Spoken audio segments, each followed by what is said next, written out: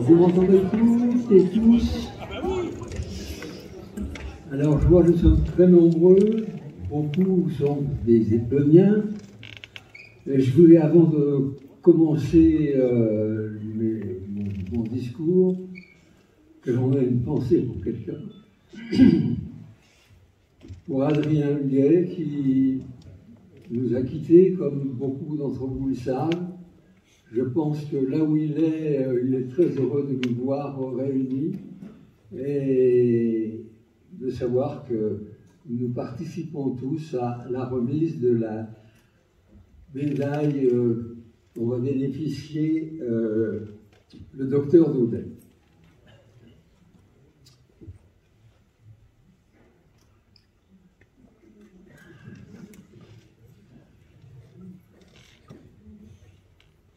Bien, alors, monsieur le sénateur honoraire, cher Louis de Broissia, même si tu n'as pas, comme je suppose, le député honoraire qui est à côté de toi remplit la totalité des papiers au niveau de la préfecture et que le préfet ne les ait pas signés, mais je pense qu'on est tous d'accord pour vous donner ce titre-là. Donc, monsieur le député honoraire, maire honoraire de Saint-Apollinaire, cher Rémi, je voudrais saluer d'abord les personnalités, le général Olivier Herchins, qui est président de la Société des membres de la Légion d'honneur de Bourgogne, madame Martine Chaillot, qui est présidente de la Société des membres de l'Ordre national du mérite.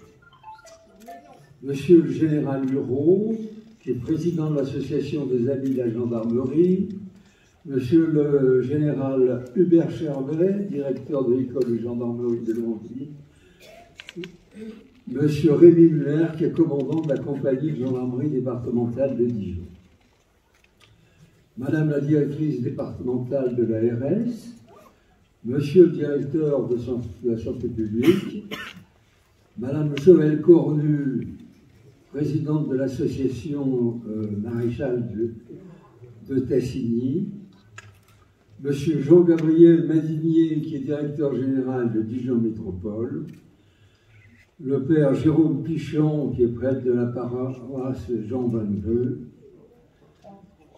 monsieur Bruno Lallemand, qui est maire d'Arceau, qui est le président de l'association des maires ruraux de Côte-d'Or, mesdames, messieurs les élus du canton de Saint-Apollinaire et de la métropole, maires, conseillers départementaux, madame Maria Pastana, qui est la directrice générale des services de la mairie de Saint-Apollinaire, donc quand même quelqu'un d'important, et donc, mesdames, messieurs, en vos noms et qualités. C'est avec joie et honneur que j'ai accepté la demande de Jean-François Daudet de lui remettre l'insigne de chevalier de l'Ordre national du mérite.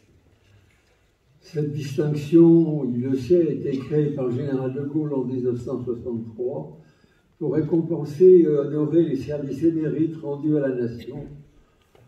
Nous savons tous que Jean-François Daudet remplit toutes les cases pour mériter cette distinction. Cette cérémonie revêt donc une dimension particulière pour lui, pour sa famille et ses proches. Jean-François est né en 1954 à Dijon, 57, pardon.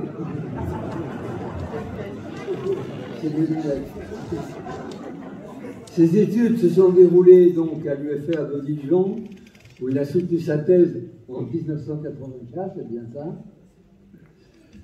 Il a accumulé un nombre impressionnant de diplômes. En 1986 à Paris d'épidémiologie, du CES de santé publique de Lyon 1. Il est diplômé de la célèbre École nationale de santé publique, l'ENSP de Rennes, qui est véritablement la mecque de la santé publique. Puis, depuis, il est aussi diplômé en économie de la santé de la Direction générale de la santé. Alors ce parcours exceptionnel, je veux dire, l'a conduit à différents postes, comme médecin de santé publique, au DRAS de Franche-Comté, de l'Oral de Bourgogne, puis à l'ARS de Bourgogne-Franche-Comté. Il est depuis d'ailleurs diplômé en économie de la santé de la Direction générale de la santé. Ce parcours exceptionnel là donc, doit être souligné, car il a été nommé membre de l'inspection régionale de la santé, secrétaire du groupement régional de santé publique, puis membre du haut comité de santé publique, responsable du département prévention et promotion de la santé. Ce sont des postes stratégiques dans l'organisation de la santé publique dans notre pays. Il a même trouvé le temps de s'impliquer dans des activités associatives en Côte d'Or, comme président de la Fédération départementale des personnes âgées, où il a créé des actions prévention de vieillissement, et notamment les ateliers Bonjour. Mais aussi au Togo, où il a développé un projet de développement sanitaire avec le président de la Croix-Rouge togolaise. Intéressé très tôt par l'action politique, d'abord à Chenôve, puis à Saint-Apollinaire, où il a rejoint Rémy Delatte comme premier adjoint avant de le succéder comme maire en 2017. Il est devenu le vice-président de Dijon Métropole, où il s'occupe de la qualité de l'air et de la lutte contre le bruit, ce qui lui a valu d'être nommé en avril 2023 membre du Conseil national de l'air. Alors je pense que les habitants de la métropole savent pourquoi l'air qu'ils respirent est de grande qualité. Il n'a pas abandonné la santé publique, puisqu'il reste conseiller médical auprès du directeur de la santé publique. Et je peux témoigner que nous avons besoin de médecins de santé publique de sa qualité, compte tenu des difficultés qui affectent notre système de santé depuis ces dernières années.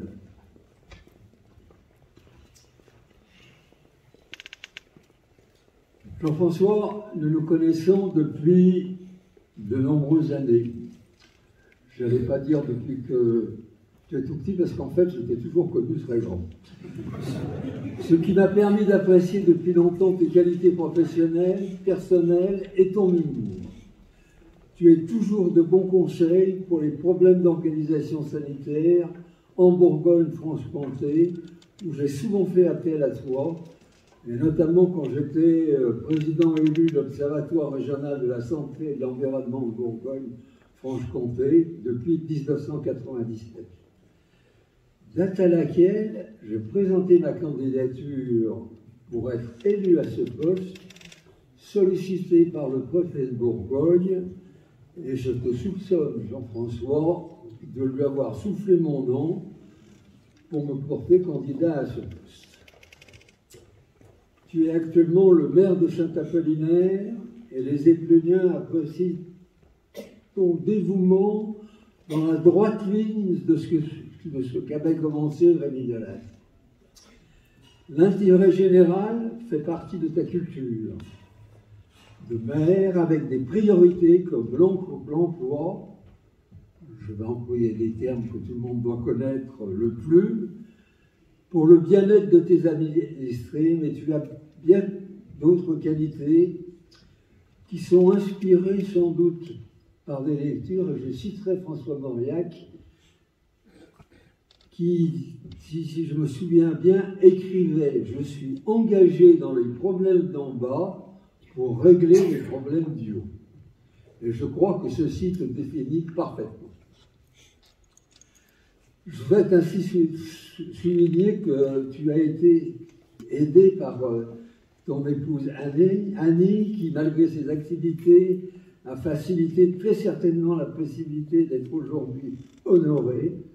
Et je souhaite l'associer à mon estime et à ma considération, sans oublier tes enfants, ta fille Pauline et ton gendre, toi, de brillants internes des hôpitaux de Paris, qui sont neurologues parisiens de renom, ni les petits-enfants, Théodore et Gabriel, qui peuvent être fiers de leurs grands-parents comme de leurs parents.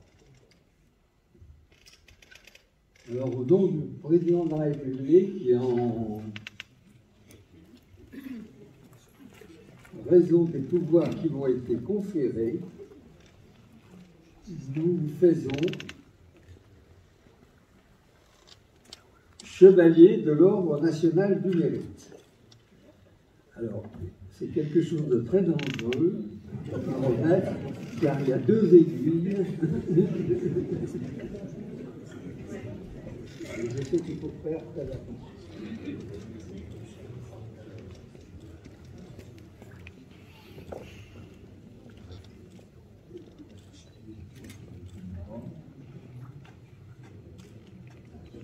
Les filles, parce qu'elles sont peut-être mal plantées.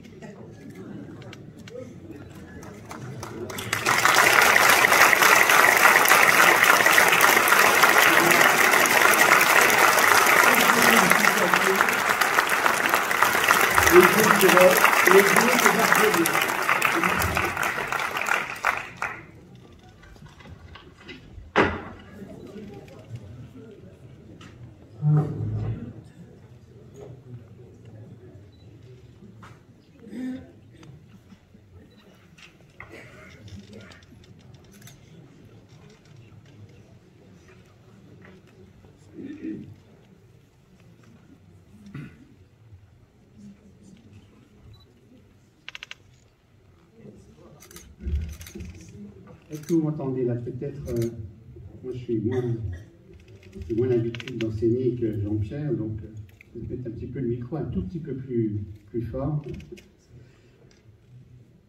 Comme je disais, quelle histoire, mon cher Jean-Pierre. Chers amis, Jean-Pierre a souligné, a salué tout le monde, donc je ne vais pas recommencer. Je salue très largement et vous remercie d'être aujourd'hui à mes côtés pour cet instant qui, depuis ce matin, me bloque un peu le chakra sacré de l'estomac. Voilà, pour tout vous dire. Donc on va essayer d'ouvrir les chakras. Maintenant, on est en famille, on est entre nous, donc je vous demande un peu d'indulgence si parfois je suis un petit peu trop long, ça on va me le dire. Et puis, si parfois je fais des petites transgressions par rapport à ce que j'ai écrit, mais je ne peux pas m'en empêcher. Cher Jean-Pierre, c'est toujours un moment particulier lorsque l'on reçoit dans sa boîte aux lettres une lettre de la chancellerie proposant l'événement donc chevalier de l'Ordre national du mérite, surtout qu'on n'en attend pas spécialement. Et quand on regarde la notice, parce que j'ai regardé la notice qui est très précise, il faut chercher un parrain. Et je dois te dire que ton nom s'est imposé assez rapidement. C'est imposé assez rapidement parce qu'en fait, sans qu'on s'en aperçoive, on a longuement vécu ensemble. J'étais jeune étudiant en médecine et toi tu étais un jeune et brillant agrégé de chirurgie, et à te regarder être plus que faire, parce que j'aurais été un très mauvais chirurgien, j'ai appris avec toi l'humanisme en médecine.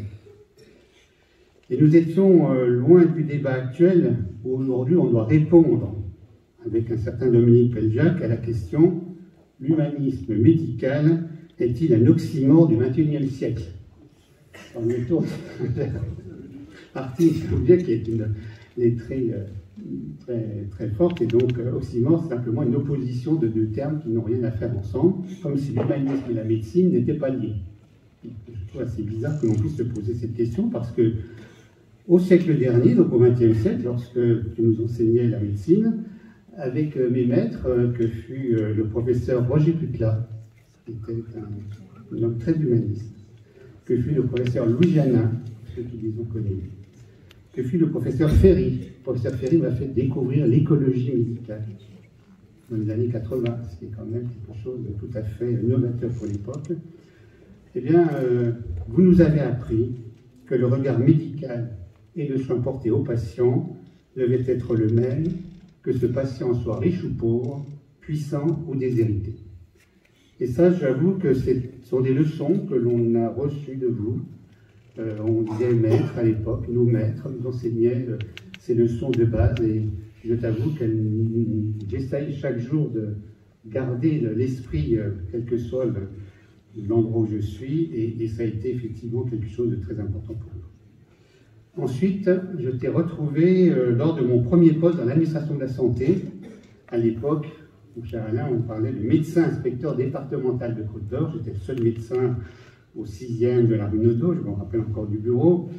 Et là, je suivais avec la DRAS les réflexions sur la construction du Bocage 2000, le fameux Bocage 2000. Et tu étais président de la CME, du CHU à l'époque, et donc on a travaillé longuement, on discutait sur ce Bocage 2000. Alors je ne sais pas si nos réflexions et nos cogitations satisfont aujourd'hui les soignants qui errent parfois dans ce Bocage 2000 qui est très dimensionné, mais c'était quelque chose, un travail excessivement intéressant. Et je me rappelle que quelques sorties, nous avions été à la Salpêtrière, non pas Salpêtrière, à Saint-Louis, visiter le service de dermatologie. On les refaçons de dermatologie. Et donc c'était un moment, pour moi, une époque tout à fait importante et heureuse. Et puis, dans tes fonctions administratives, je t'accompagnais dans les présidences dans lesquelles tu excellais, la présidence de l'Observatoire régional de la santé, et en tant que président de conférence régionale de santé et de l'environnement, présidence où, avec la même efficacité, tu as succédé François Tenenbaum que je salue. Et puis, enfin, de notre engagement politique commun, aux côtés de Rémi Delatte dès la première législature en 2017.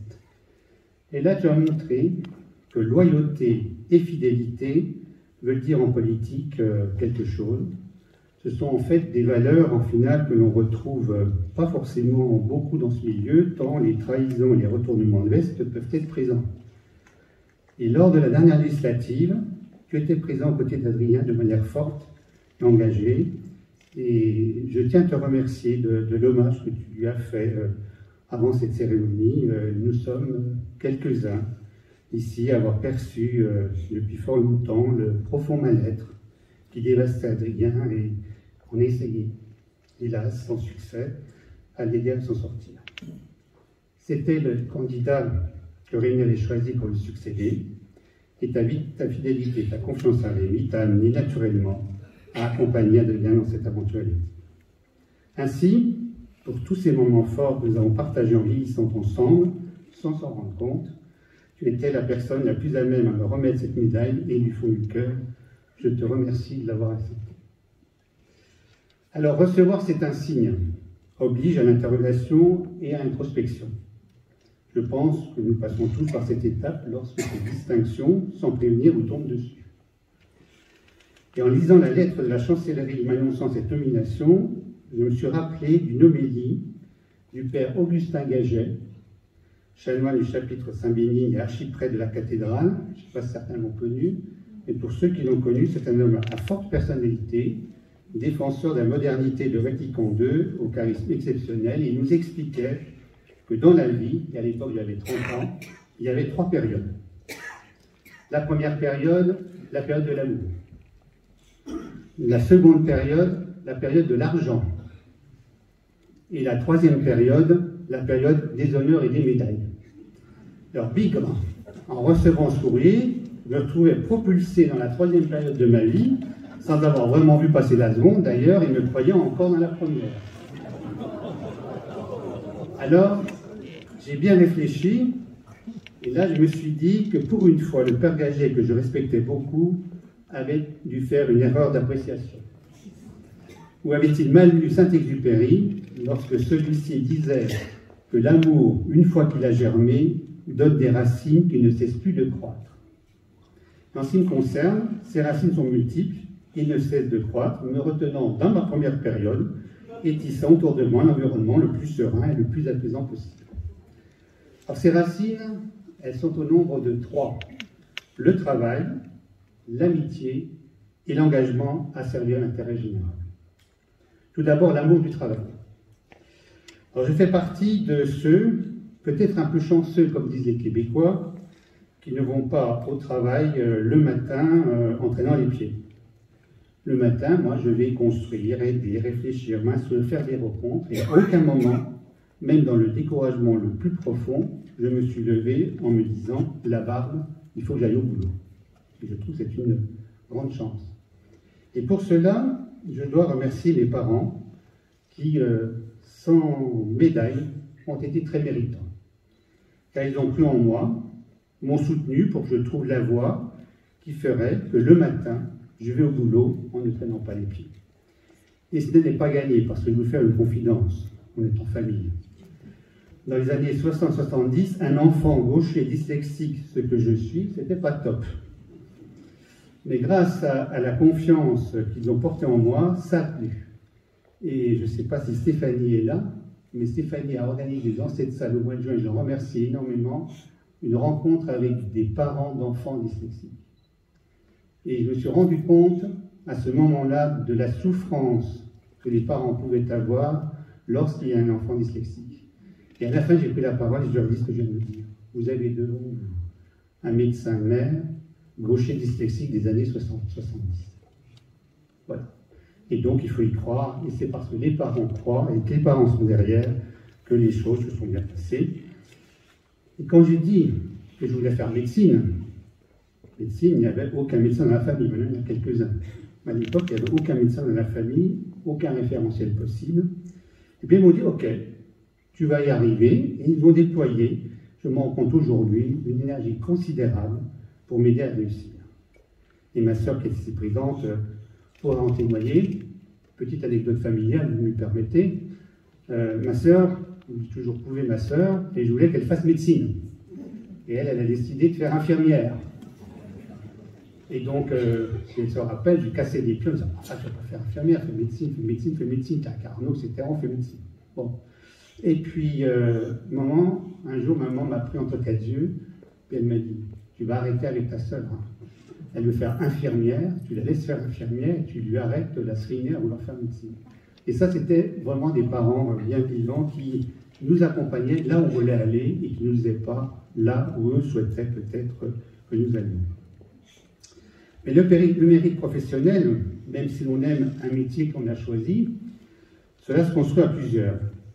Il faut des apprentis, des compagnons, des maîtres pour que le monde avance. Et cette médaille, je la partage avec tous ceux que j'ai croisés dans mes professions successives.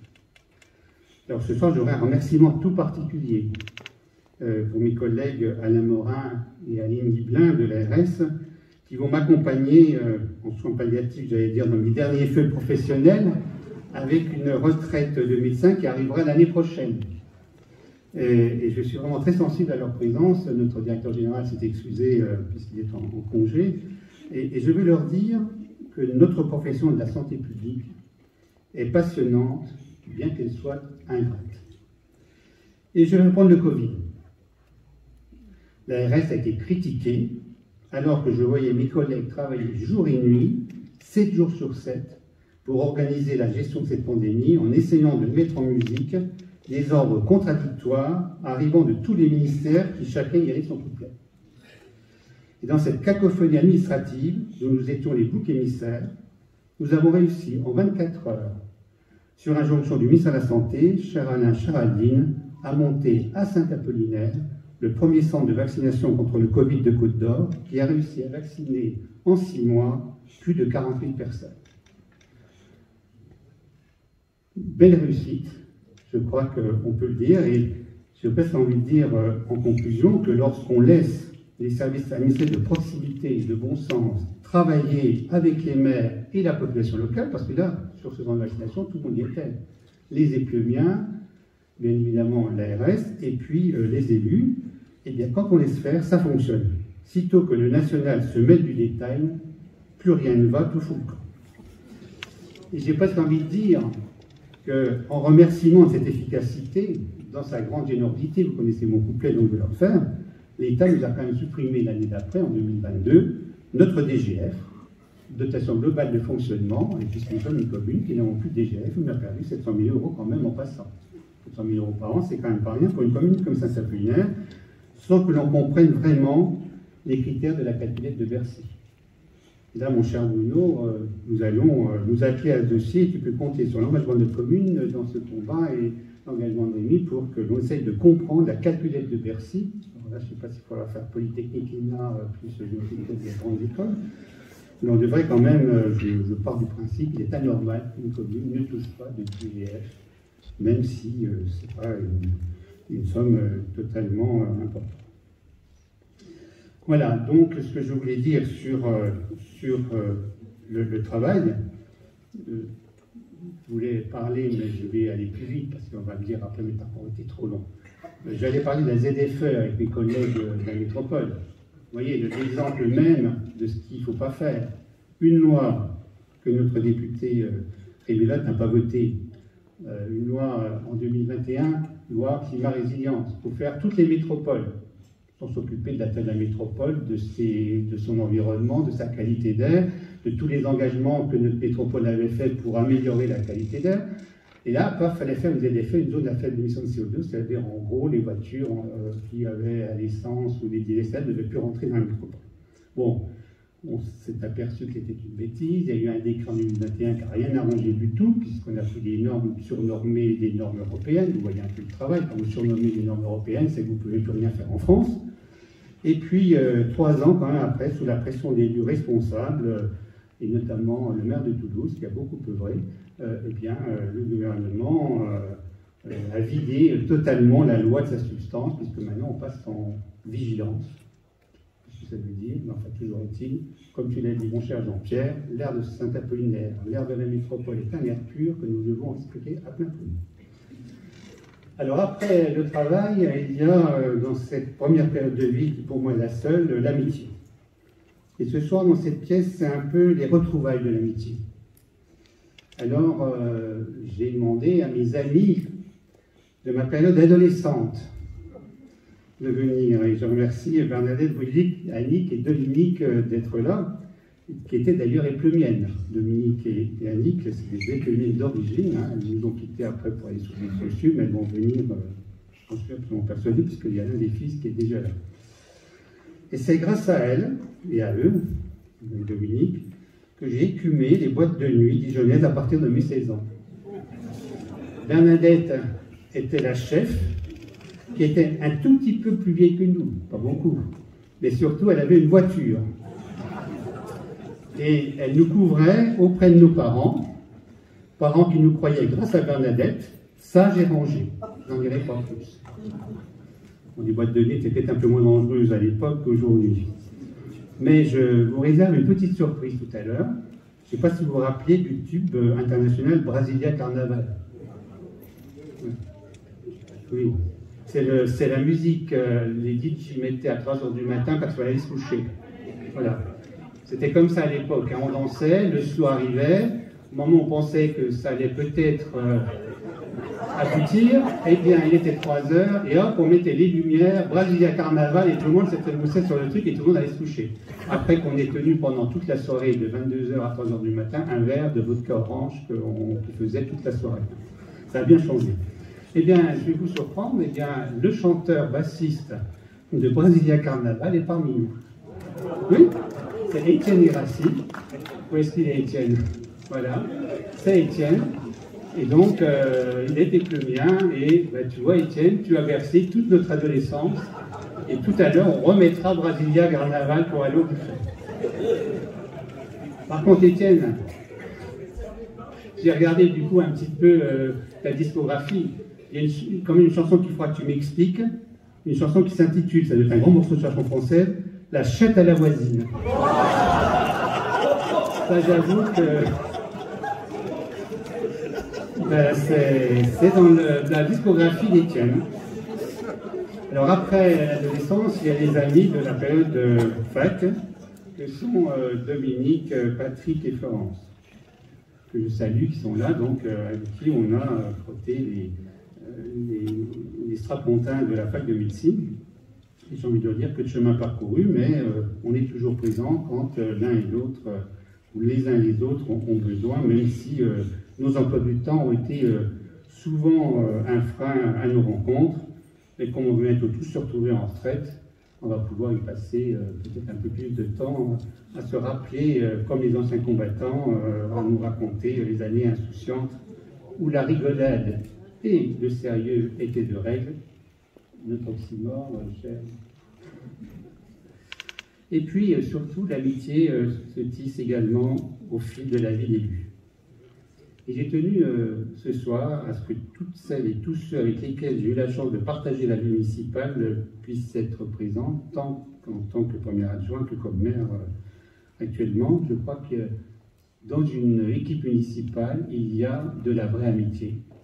Enfin, cette manière, c'est comme ça, je ne sais pas si c'est partout pareil, mais il y a une vraie amitié. Et vraiment, je vous remercie tous. Je vois que vous avez répondu très, très nombreux à cette invitation. Je vous remercie parce que c'est notamment pour ceux qui sont actuellement, le mandat municipal n'est quand même pas un long fleuve tranquille.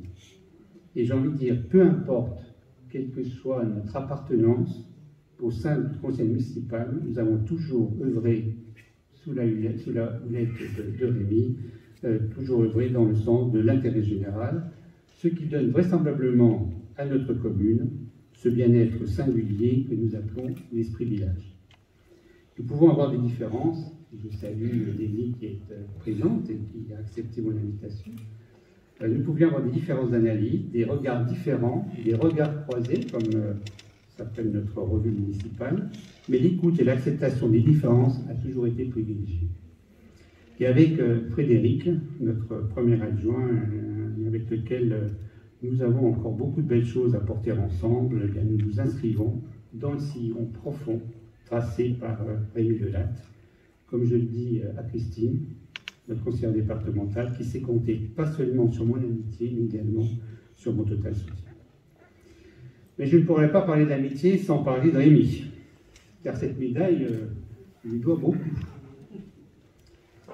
Alors d'abord par la confiance qu'il m'a toujours témoignée lorsque j'étais à ses côtés, tant dans sa fonction de maire qu'à l'Assemblée nationale, et ensuite par le rôle qu'il a joué pour l'obtention de celle-ci, malgré mon interdit d'œuvrer sur ce dossier, car j'avais bien senti la main de l'eau.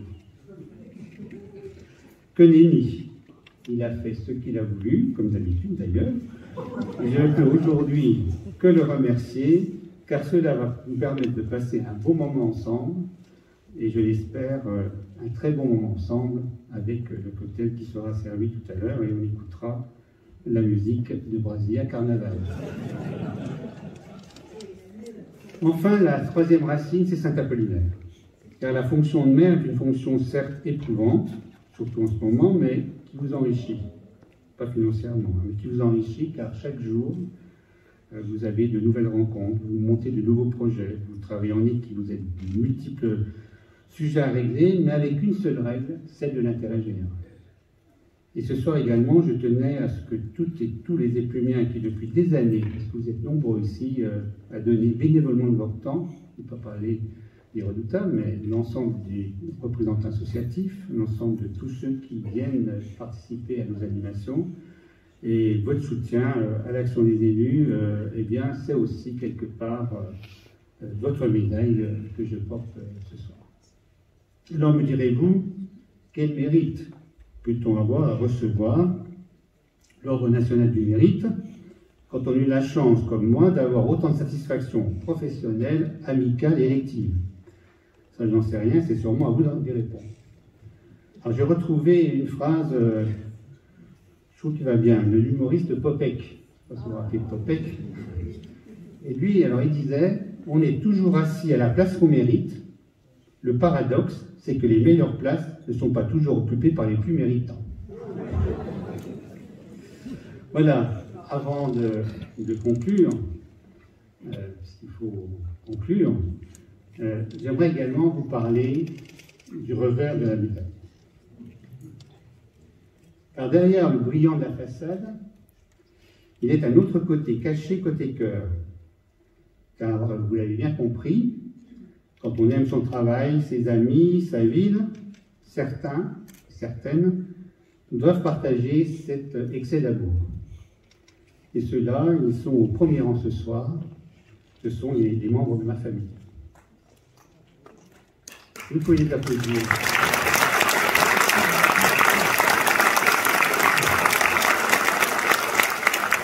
fille Pauline.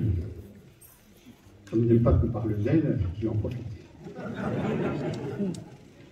Je me souviens de l'une de ses réflexions d'adolescente. Alors qu'elle me trouvait sûrement trop absent, elle m'avait dit, et pour une adolescente c'est important, elle m'avait dit « Papa, pour toi, je suis transparente ». Inutile de dire que ça interroge.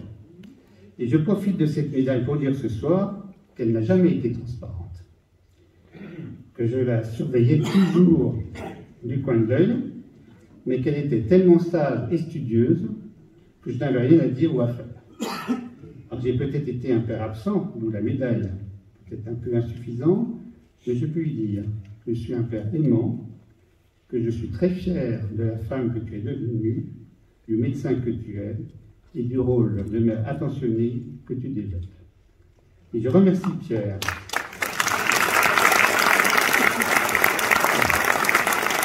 Je remercie Pierre, son mari, de l'avoir aidé à se surpasser durant ces 18 derniers mois que vous venez de vivre en Californie à Stanford. Très clairement, c'est quelque chose que je n'aurais pas pu faire. Partir étudier 18 mois dans une université de haut niveau et avec mon anglais, c'était même pas la peine d'y penser, même pas en anglais.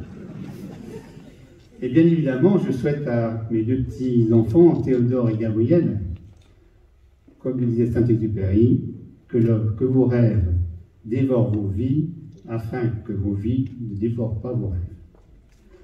Quant à mon épouse, qui me supporte depuis tant d'années, avec une abnégation qui me subjugue, nous avons fait un contrat de mariage.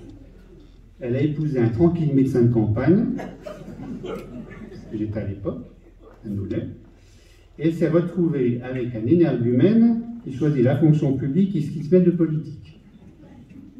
Cherchez l'erreur. Mais elle m'a toujours soutenu.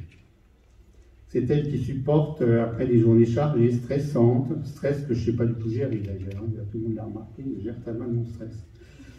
Et bien c'est elle qui supporte mes états d'âme, mes colères, mes énervements. Et ce n'est pas une mince affaire. Alors, à elle également, ce soir, et devant vous, je lui dis que sans elle, cette médaille ne serait pas là, mais tu l'as très bien dit, Jean-Pierre.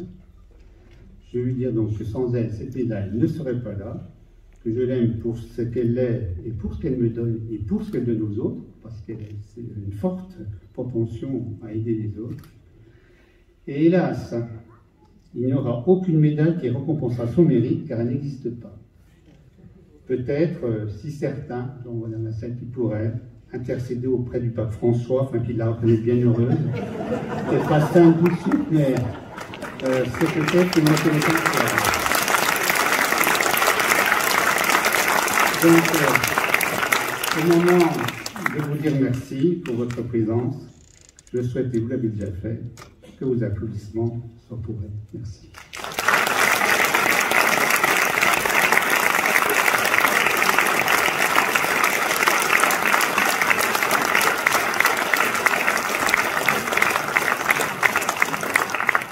Donc je vais vous inviter, alors nous avons un petit cocktail dînatoire, donc salé, fromage et dessert.